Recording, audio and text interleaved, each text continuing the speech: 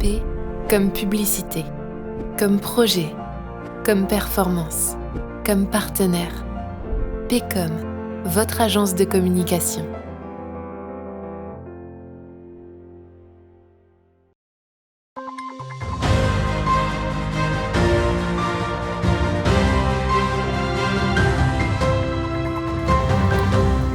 Bonsoir à toutes et à tous, bienvenue dans ce 15 info de ce vendredi 17 mars. Voici les titres. L'été se prépare déjà, à commencer par l'emploi des jeunes bragards au sein des services municipaux. Votez, vote-les, le combat de bénévoles marnais pour restaurer une œuvre touche bientôt à sa fin. L'annexe Bragard du Grand Palais change de décor après l'exposition immersive sur Pompéi, place à la Joconde. Et le 7 mars dernier, des transporteurs circulant sur la route nationale 4 proche de Perthes pensaient s'arrêter à un barrage de grévistes, mais en réalité ont été pillés de leurs marchandises. On vient de l'apprendre, mais 3 jours seulement après ce vol, un homme résident à Saint-Dizier a été interpellé et présenté en comparution immédiate au tribunal de Chaumont. L'enquête est toujours en cours et dans les mains des gendarmes de la brigade de recherche de Saint-Dizier et de la section de recherche de Reims, afin d'identifier les autres personnes ayant participé à la mise en place des barrages ainsi qu'au vol. Les inscriptions pour les jobs d'été sont ouvertes aux jeunes bragards et aux jeunes de l'agglomération de Saint-Dizier jusqu'au 10 avril. Ce partenariat entre la ville de Saint-Dizier et l'Agglo dure depuis plusieurs années et permet à environ 60 jeunes de bénéficier d'un job pendant l'été. Et cette année, des nouveautés sont présentes, dont un nouveau partenaire. Écoutez. Cette année, la ville de Saint-Dizier et l'agglomération ont voulu en effet faire évoluer les jobs d'été. Alors à plusieurs titres.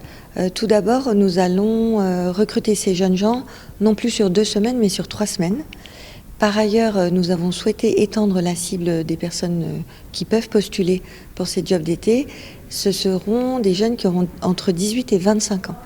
Et la raison pour laquelle nous avons souhaité faire évoluer ces conditions, c'est que vraiment nous avions eu écho les années passées que 15 jours, c'était un petit peu court. Et clairement, parfois, nous n'étions pas assez compétitifs avec les autres structures qui peuvent accueillir des jobs d'été. Voilà pourquoi on s'est remis en question. Seconde petite chose, c'est que nous avons un nouveau partenaire beaucoup plus investi qui est la mission locale avec qui nous avons souhaité travailler. On sait que la mission locale est le spécialiste de la jeunesse sur le territoire. D'abord, il peut y avoir des jobs à Saint-Dizier et des jeunes de l'agglomération peuvent y postuler. Et enfin, il y a aussi des structures qui peuvent accueillir dans l'agglo. Donc vraiment, la jeunesse de l'ensemble du territoire doit se sentir concernée par cette opportunité. Et donc pour candidater, il suffit de télécharger le formulaire sur le site internet de la ville et de l'envoyer après l'avoir rempli à l'adresse mail qui s'affiche sur votre écran. Pour les jeunes ne bénéficiant pas de matériel informatique, des dossiers sont disponibles aux accueils de la mission locale, de l'hôtel de ville ainsi que de la cité administrative de l'agglomération et à déposer avant le 10 avril. Pour la 2e année consécutive, le groupe Alliance France, en collaboration avec la sauvegarde de l'art français, ont relancé la campagne du plus grand musée de France pour restaurer une œuvre d'art. Et cette année, le tableau de l'Annonciation de François Aubert, qui se trouve dans l'église Saint-Louvent à Vauclé, fait partie des sélectionnés pour plus que quelques jours pour avoir le verdict. Thiao Kargovic. Le plus grand musée de France a de nouveau été lancé cette année avec plus de 130 œuvres ayant besoin d'une restauration.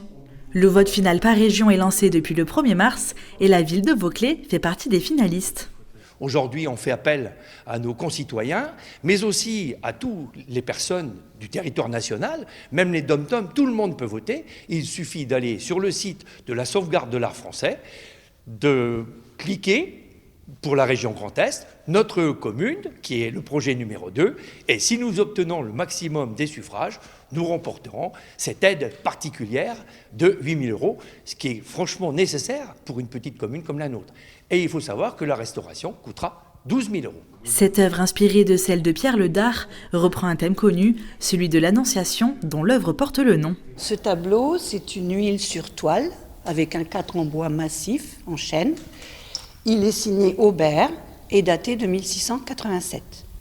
Il représente l'Annonciation, c'est-à-dire l'annonce de l'ange Gabriel à Marie, lui disant qu'elle allait porter Jésus-Christ. Cette œuvre mérite d'être restaurée de par sa taille, de par sa date, de par son thème, et sa sauvegarde est très urgente. Vous pouvez voir qu'il y a plusieurs trous, des déchirures, que la peinture est fort encrassée, donc la sauvegarde est urgente. Si vous souhaitez voter pour cette œuvre, il vous suffit de vous rendre sur le site de la sauvegarde de l'art français.